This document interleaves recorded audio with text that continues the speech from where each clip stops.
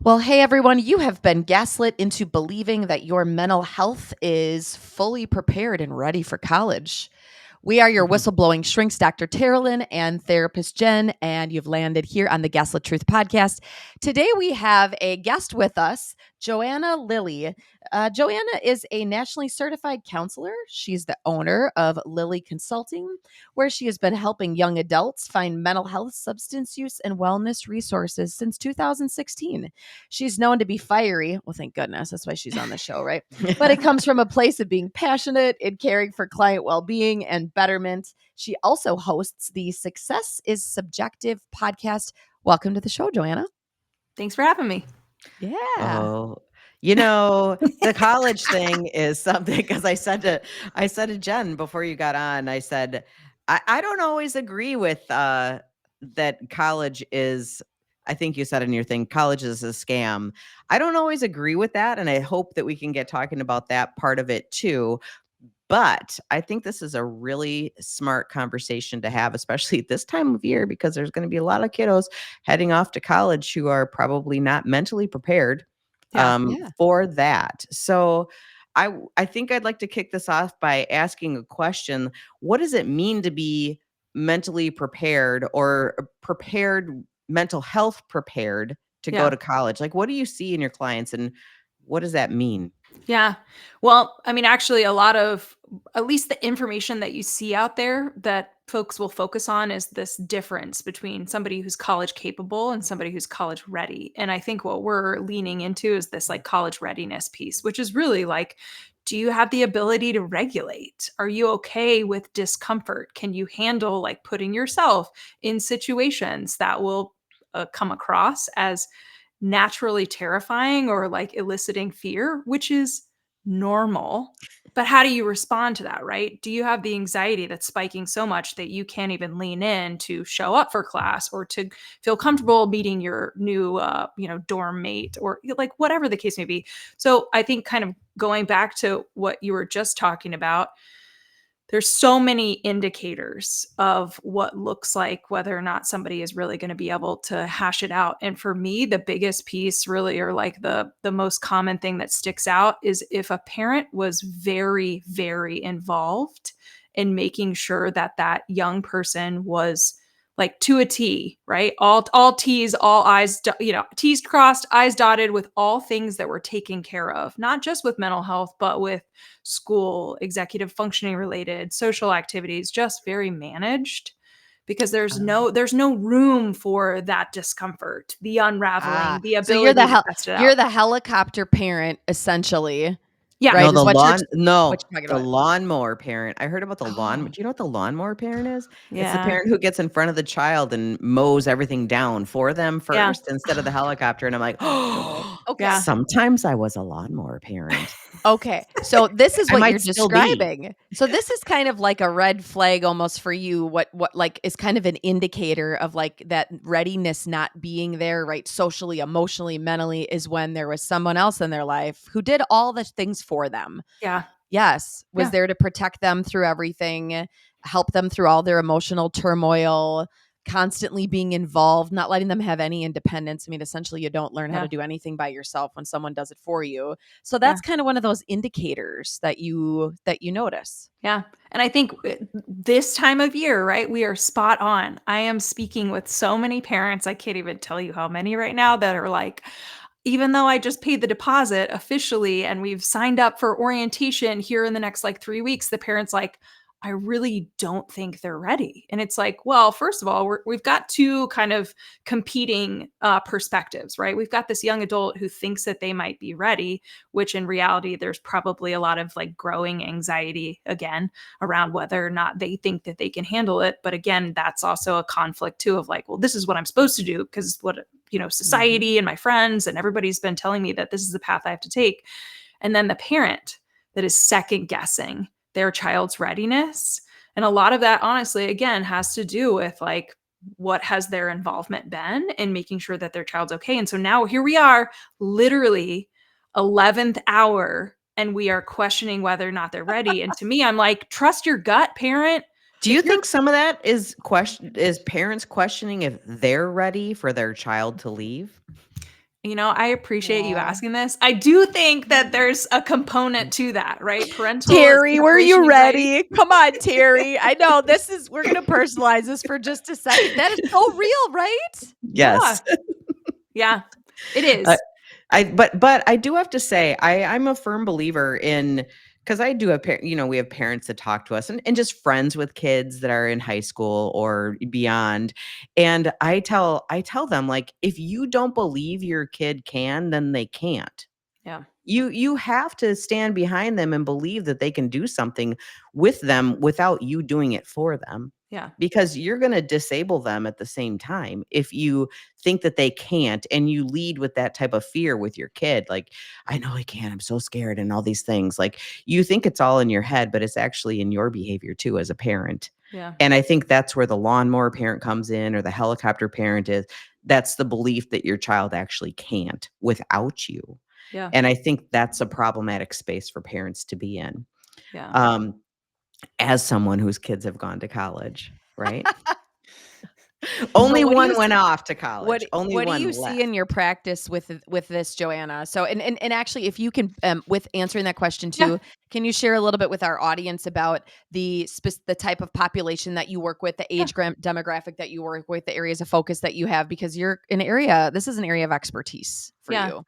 Yeah, so I'm a therapeutic consultant. I work with young adults. All of my clients are between the ages of 18 and 29, the majority of which are really college age, so 18 to 23. And I say from that, and I keep a small caseload so it's manageable, but the majority of my caseload are literally young adults that attempted college, whether they were there for a day, not an exaggeration, a Oh, I week, know. like a couple semesters.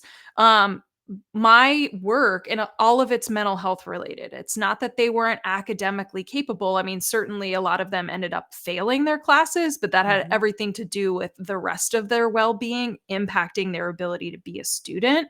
But that said, like my job is to kind of help unpack what just happened. What do you need? How do we get you the support that's going to basically get you back in a position to feel confident in yourself as a person pursuing some sort of post-secondary path, if that's what you even want to do? Because sometimes the unpacking is, why was I even forcing this square peg in a round hole? I don't actually even want a college degree. I want to do something completely different that doesn't require a degree. So anyways, it is the joy, but it's also a double-edged sword of really helping a young adult. And then obviously we're dealing with the entire family too, because there's a lot of pressures depending on where they're from, the expectations around kind of post-secondary pursuits, or even stigmatization around mental health. I mean, it's a lot to deal with, but that is my full-time business, is working with this population of young people. Yeah. Why do you think so many young people in high school, you may or may not know this, end up getting medicated during high school? Do you have any thoughts on that? Like, because I feel like so much of that is driven by parents and fear, and Yeah. because I think when you head into college and you're medicated, that is a recipe for disaster right there. Because Hmm. again, nobody's monitoring your medications, and you're now taking them sometimes, and you're also taking them and using maybe drugs, Yeah. likely alcohol, all these things. So where do you think that might originate? I'm just curious, because I know we're all in the same field here. Like, where do you think the prescribing of teenagers, where do you think that comes from? And what are your thoughts on that? I'm going to look to both of you to chime in on this for sure. But I think Mhm, from my lens, what I see is we are an over medicated society in general, the US, mhm. right? We are high pressure. And if you can't keep up, whether it's anxiety, whether it's depression, whether it's ADHD, there's a pill for that.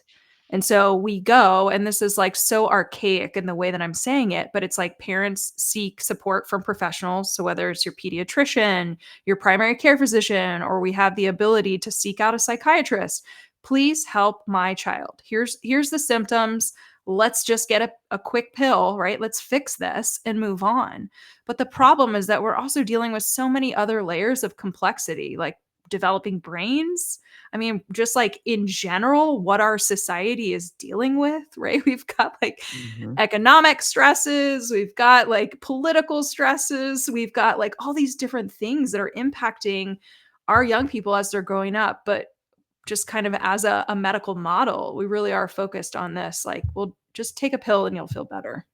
Well, also, I think, just to chime in here, that there's also this messaging to parents too. If you don't, your child's going to take their life. Like, if you Mhm. don't medicate them, then they will for sure take their life. And how dare you not help them in that particular way?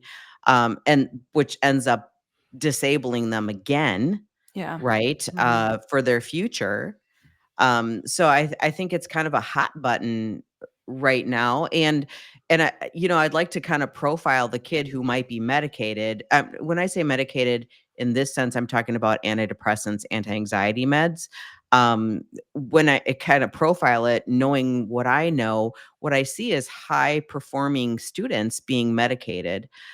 Because of that extra pressure and the beliefs of who they need to be and the Yes. continuation of that, that's what I Mhm. see. The kids that are in, I got to take all AP classes. I got to, be the best. I can't miss out a single test. Like all of that. Those kids are the ones that seemingly to me end up getting medicated the most. And Yeah. also the impoverished students. I think those are like the two biggest students, in my opinion, that end up getting medicated through their life at an early age, Yeah. because it's accessible. Yeah. Medications are accessible to everybody, but that's what I see, especially the ones that are going off to college. Is it's always the high performers that Mhm. end up in therapy. it, Yeah. it's weird to me. It's super weird. And those are and honestly, those are the clients that I'm working with. They are high Yeah. performers. They're the ones that don't make it past the first day. They're like, "Oh my Yes. gosh," right? Like, what's happening?" And so that fear of failure too is just, the stakes Well, are too high. yeah, and the lack of resilience. Yeah, The 100%. ability to bounce back after something quote unquote bad, because bad is a perception, right? Yeah, After that something bad happens, the ability to bounce back is not there. yeah. It's just a colossal failure in that first week, Mhm. right? And also I keep thinking about, because I had a kid who went to college in 2020, graduated 2020, went off to college that fall. The social structures of that time were so different.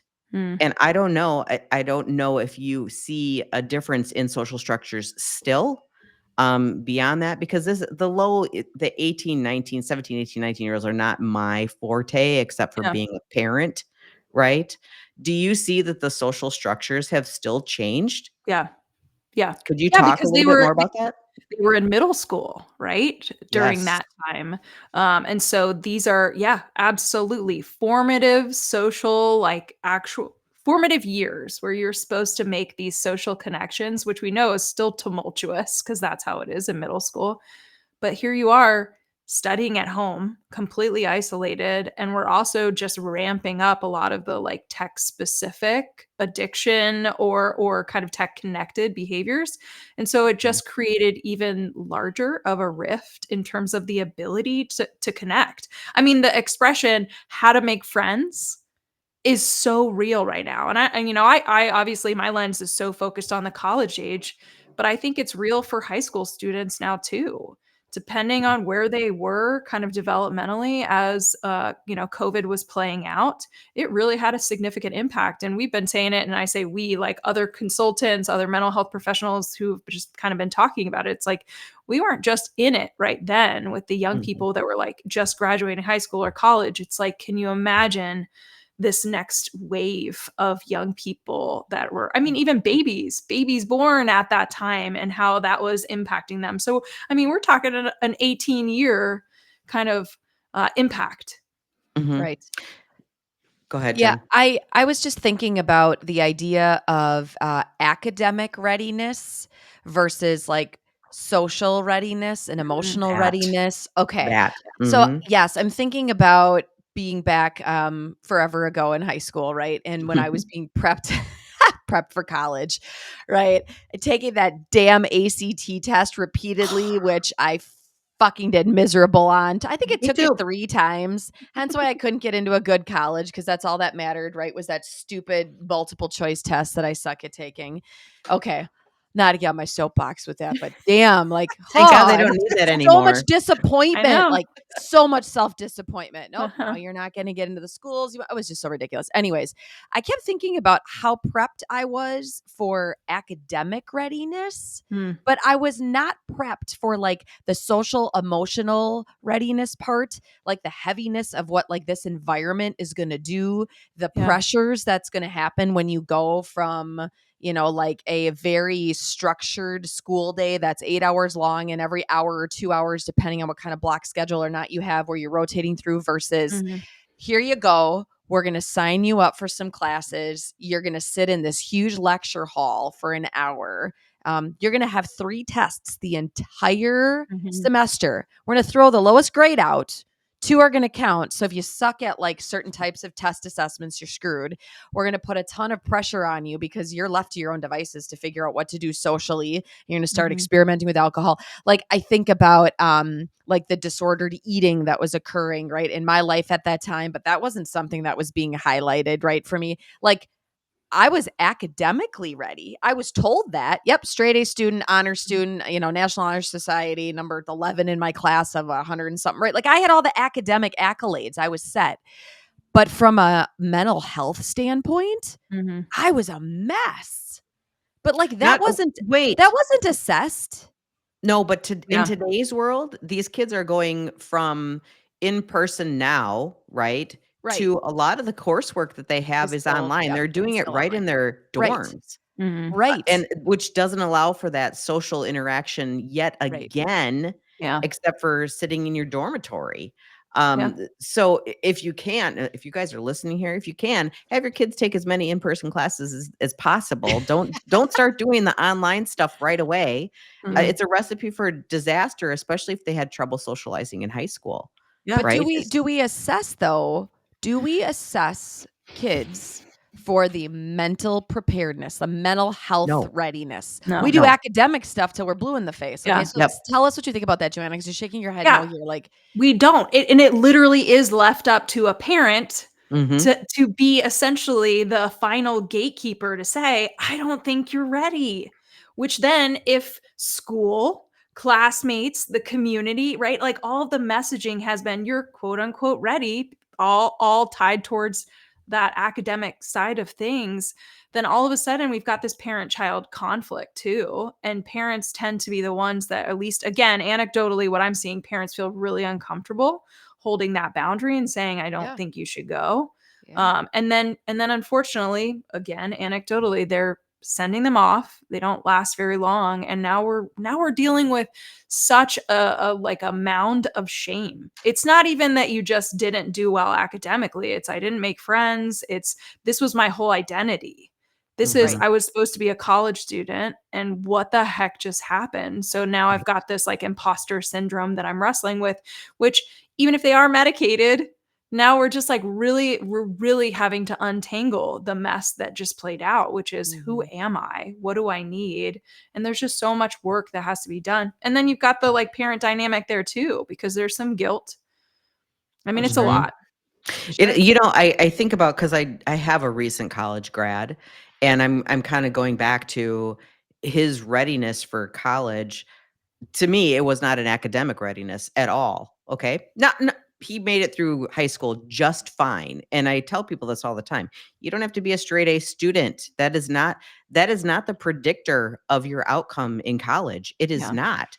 Whether you take AP courses is not the predictor of No. your college outcome. The predictor is your social skills. And I will tell you that my son was an incredibly social kid. Mm. Very social, not to the point of like parties and drinking and stuff like that, but he was social. He was an athlete. He was involved in teams. And when he went to college, he said he set forth his like, this is my goal. And he said, I'm going to take advantage of any opportunity that comes my way. And that's the kind of kid he is. Mm. And he did. Everything he opened up. And so when I work with the young adults that are in college, I tell them, join a club. Yep. You socialize, do something outside of academics. You have to learn how to do these things. And when they start doing those things, guess what? They come back to session. They're like, that was amazing. And I have new friends now. I'm like, yeah, it's pretty incredible that the only friend that you thought you were going to have was your roommate. Mm-hmm. And when that doesn't go well, that roommate situation, when that doesn't go well, everything falls apart if you have nothing else that you're building. Yeah. So I wish there were more conversation right now. I think the conversation about college readiness is, one, it's going to cost too much and you're going to be in $200,000 worth of debt and you shouldn't do that, which is not the case in state schools, by the way. And number two, it's all academic readiness. How did you score on that ACT, which they took away in our state for the majority of the state colleges? How'd you do in that? And what are your academics like? Did you take any AP classes, which don't even fucking matter? They don't matter. Yeah. Yeah. So how do you assess? How do you assess that's what I was going to say. that readiness? How do you assess this? Like How do you assess it? how do people do this? Yeah. I mean, here's if I had a magic wand. Yeah. If I had a magic wand, what we would do, I think. She's doing the therapist magic wand thing right now. Do it. Do it. Do it. Go ahead. Go. Sorry. Okay. If I had a magic wand, I think the way that we would truly assess it is whether or not a young adult, I mean, I think to your point, it is about, can you socialize? Do you have any type of social skills, period? And I don't want to minimize that sometimes that's harder for neurodiverse young adults, but there's got to be effort put in, right? Yes. Do you understand what it means to connect with others? The other piece I think that's important is adversity. Have you experienced adversity not managed by your parents, but you yourself actually worked through? Because that is a real life skill that needs to, I mean, if we're talking about resilience, we're talking about grit, that's the kind of stuff that college students need to have. But if you haven't experienced any adversity because your life's been pretty protected up until the point that you literally graduate high school, college is going to be a rude awakening. Rude awakening. And then the other thing I think that's important is there's got to be balance. We can't continue to put so much pressure on the academic side of things or the scores or the accolades. I think it's important to have balance, right? To be engaged in activities, to have some artistic, right? Tapping into artistic skills, not just like science. Even though I know STEM's been pushed so hard, I think we're still human. Like we need to actually have creative people that are doing things. All this is to say too, I think the biggest piece is that we can also ask, do you even want to go to school? Because if you don't understand that college is optional higher education, then the idea of college can wait. It's not that it's off the table. Like, I think that's the other thing too, is I get parents who will say, well, if they don't go to college now, they'll never go. And it's like, what? What are you drinking? That's not true. Like truly. What bullshit Kool-Aid is going through your system literally, right now. Like, I'm pretty sure they've got like 50, 60 years yet of their lives where they can go do it. Right. Oh my goodness. Yeah. It definitely looks different. It definitely looks different. For sure. It does, but think about how, like, I think about that, like, if I would have waited, like, think about how things could have looked just a little different if you would have waited a bit financially. Think about that for a hot second. How could I have actually done differently finance-wise? Because that was horrific, right? Like working the multiple jobs, knowing that even now, yes, I'm going to be in debt till I'm probably die with loans because I have so many. Like when I think about that idea, think about it financially if you wait. Think about like social emotionally and how growth changes if you wait. Shit, think about the central nervous system developing and it's not going to happen until you're like 23 people. Yeah. Right. So you just threw yourself into some stressors that people can't handle at 18, right? While that's still fucking developing. And then unfortunately, a lot of times, and we were going to talk a little bit about this too, and we touched on it, but a lot of these kids go to school and they end up having to be medicated because they can't make it through the stress of school. Yeah. And I say if you're gonna go to college and you have to medicate your way through college, then you need to actually think, is this the right thing for me But right think now? about that. That's our whole lives. That's many people's lives. Our clients Mhm. Yes. medicate their way through shit marriages, shit jobs, shit Yes. circumstances. Don't Like, start doing yeah, that as a yeah, young person to right. medicate your way through a hard time. Mhm. You've got an opportunity to accept it, change it, or leave it. Essentially, put up or shut up. Like that, that's what it is. But you have to be able to identify that and put words to it and step out of your own guilt and shame about it and Mhm. make that adult decision if it's not right for you. Or figure out how to be resilient and bounce back. Mhm. Figure out how to discuss this with your instructors, right? Like, this is what I told my kids, both of them, all the time. I'm like, "Get to know your instructors. You'll be fine. Get to know them." But Mm. what does that mean? You gotta know how to socialize. You gotta know how Yeah, to it's social talk. You gotta know skills. how Yeah. to express Mhm. these opinions to yourself, right? Yeah. Or to somebody else. And I do think that all the quest for diagnosis and all these things when kids are younger Mm. is not as helpful as people think as they grow up, because then we become lawnmowers and helicopters. So I the ability to believe that you can do something is stronger than anything else. Mm. The disbelief that you might have, and I'm gonna say this very controversially because, we were pushed to get my son diagnosed at a very young age, kindergarten, 1st, 2nd grade, and, we didn't. We took him a different route, and it turned out that he had something entirely different, but we never told him. We never told him that you have officially diagnosed with this thing, which ended up clearing up, so it was a diagnosis that fell off later due to other things that we did for him, not for him, but like tutoring and whatever. He Mhm. still had to do all the work, but he never knew. So he didn't know that that was putting him behind. He didn't know that what he learned was he had to learn different ways to adapt and how to be resilient with what it was. And I think that was the thing that helped him the most, instead of leaning on the idea that I have this diagnosis, Mhm. Mhm. right? Therefore I can't, right? And therefore I won't. And I think, I mean, that's a controversial thing to say. It's not universal that that would be great for every kid. So I'm Mm. not saying that at all. But what I'm saying is I tested it out and it was helpful for us and for him. And now he's a super successful human being, which is amazing. Screw you, kindergarten teacher. But anyway, you know, Well, and that ties a little bit into being, like, gaslit by providers or by labels, and you said, like, teachers, what it does. Yes, like, Yeah. academic, teachers, the system itself. When when you completed your form that we asked our guests to fill out on the show, you said something about these young adults that you're working with now, and that they feel as though they've lost trust in, like, this system in Yeah. general. mhm, And whether it's like minimizing feelings, whether it's like they start to like get up alternative perspective and hear Yeah. the whole time they weren't the problem, it was something else. Can you talk a little bit about that and what you're Yeah. noticing with the clients you work with? Yeah, and I think honestly a lot of it has to do too with, and this is a trend more so that I've seen probably in the last year or so, is young adults that are coming to me that are on a lot of meds.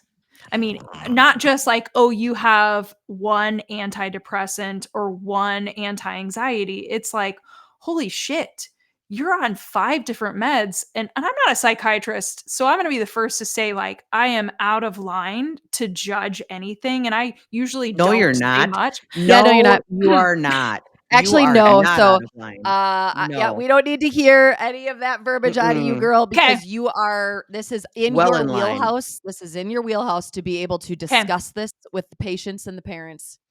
Mhm. 100%. Thank you for You're giving welcome. me that. All right, so what I haven't done though, and I will do moving forward, If is you need be help, let us vocal. know. Yeah. Just being shocked. Honestly, like one of the things is like can we just talk about your sleep? Can we talk about like your diet or your physical activity, because all of that is so out of whack, and maybe it is tied to the meds that you're taking, but also, do you even know how you feel? because you've been so numbed for so Yeah. long and you have no concept of You whether or don't. not a med is really working or not. And so, and we're, again, there are some psychiatrists out there that do take their time with clients. It's few and far between. So Mhm. the majority of the clients that I'm working with, when they come to me, they're like, yeah, well, I meet my psychiatrist once every 3 months, maybe. And it's like, okay, that person's asking you a couple questions and then they're making med adjustments and then they salute you off and they might see you again in 3 months. All of that is to say, what the heck is going on? Can we literally peel all of this back? Just get literally back to baseline. Eat some healthy food. Go out and actually walk. Get off your tech at night so that you're actually getting quality sleep, which you probably weren't because you were not just over medicated, but you were doing multiple AP classes, all these activities, and you were maybe getting 3 to 4 hours of sleep for like years. Yes. And So, how is that going to translate when you head off to college and now you're pulling all-nighters with your friends, you're going out drinking, you're doing all the things that impact your sleep quality and your ability to function, and now you are a hot mess express. yeah. And I do want to bring in too that the majority of people on psychiatric medications, this includes kids, it's not a psychiatrist that's doing this. It's their family doctor Mm-hmm. that's at least Yeah. starts it. They at least start Mhm. it Yeah. with the kids. And then maybe a psychiatrist will typically, I'm gonna sound like a real bitch, but, psychiatrists end up stacking. Like, Yeah. that's Yeah. where the med That's where the stacking happens. polypharmacy. That's where the Yeah, polypharmacy comes in a Yeah. lot. Yeah. is when the Yeah. family doctor's like, "Well, this is getting a little bit beyond, what I can do, so I think we need a psych referral." And then the med stacking starts, Mm-hmm. and then, the parents feel like they're doing the best thing for them. The kid, Mm-hmm. again, has no agency. They have Yeah. no say in any of this. They're just doing what the doctors and the parents say they need to do Yeah. to quote unquote feel Mhm. better, but they're like, I don't even know how to feel better. If you're interested, you should look at Peter Bregan's work on spellbinding, because that's what happens. You don't know what you're feeling or believing, but you're believing that whatever it is you're taking is helping you, Yeah. but it's Yeah. really harming you and you can't see it. But I bet parents can see it, which is why they drag them back into the psychiatrist's office again. And then Mm-hmm. they're put on a new psych med, in addition to what they have, or they're staying up too late because their sleep hygiene is shit and they're on the phone all the time. And now they're giving a sleep aid to go to Yep. bed. So this is the stacking, and this is where it begins in childhood. Yeah. And then it just keeps going. And I think if I were a parent of a kid who was on one med, let alone a Mm-hmm. stack of meds, I probably wouldn't have them go to college Mhm. because Yeah. of all the other factors that are involved in what college life is like. And if you're a parent sitting here going, well, yeah, I did that in college, but I have a good kid and my good kid isn't going to go out. Yes, they are. Mm-hmm. Yes, they are. Mm-hmm. Good kids do that too, Yeah. right? Like, this isn't so I Aw. think if you're going off thinking about what your kid is gonna do delusionally in your mind as a parent, you need to pull that shit back and go, "What did I do when I was 18? I did some crazy ass shit." Like, probably did Mm-hmm. some illegal shit, like, seriously. Your kid's gonna do the same stuff, and they're just not gonna tell you. She is on a high horse right now, I and that thing am. is like galloping all over the fucking place Sorry, right I'm now. feeling it this morning about this college discussion. She- Yeah. But can we talk a little bit about parents who still track their kids in college? Yeah. Okay. Tell us about it, Joanna. Tell us about Mhm. it. I think it goes back to the earlier conversation about that like summer before, right? Are we really worried about the kid being successful on campus? Are we worried that the parent is uncomfortable with the separation from their kid because they have Mhm. been so overly involved? I would say that it's all too common. I mean, the connection between young adults and their parents right now is actually it's foreign to me. Like I Mhm. reflect back on when I was in college, I love my parents dearly and I was so excited to get out and have space. Yes, me too. I mean, I had a cell phone, believe it or not. It was like, I did the not. old like Nokia phone. I mean, it was Yeah. like Facebook was just starting. It was like a whole thing. So my parents didn't have the ability to track me. In fact, my dorm room still had like a rotary phone in the room. Mhm. And so that was like their best way of reaching out to me. And it would be like, hey, if Joanna hasn't called in a week, we should probably just call to make sure she's alive. And I'd be like, signs of life, I'm good. We'll talk later. Yep. So to me, I'm really having to try to empathize where parents are coming from, and because it's just such a different generation than when I was in school. I struggle with it because I know that it completely disrupts the ability for individuation. If your parent's texting you saying, why are you at this location? When you are putting yourself in like, social situations that are a stretch for you because you're in college and this is what college is about. You're flooded with all the feelings. I'm being watched. I'm feeling guilty. I'm ashamed. I'm ashamed. Like I should be studying, like all the things. Mhm. It provides the space to hover, and it also kind of in a like icky way has the parent a little too involved in their child's college experience. I Look, also think it gives the kids a very false sense of safety and security correct. because what I hear is, well, I do it to make sure they're safe. What are you going to do, Joanna? Your kid is 4 hours away at college. Well, I want to make sure they're not in the side of the road. It's going to take you Yeah, what 4 hours are to you get Flash? there. Are you just Yeah, gonna blink your exactly. eyes and I'm like, you're in Mankato, what? like And 4 yeah, states away? Like right. this doesn't And fucking I work tell this them, if way. you want to make sure your kid is safe, then you talk to them about how to be safe on Yeah. campus. You Yep. don't just track them on your phone as if that's going to be the safety net of their life.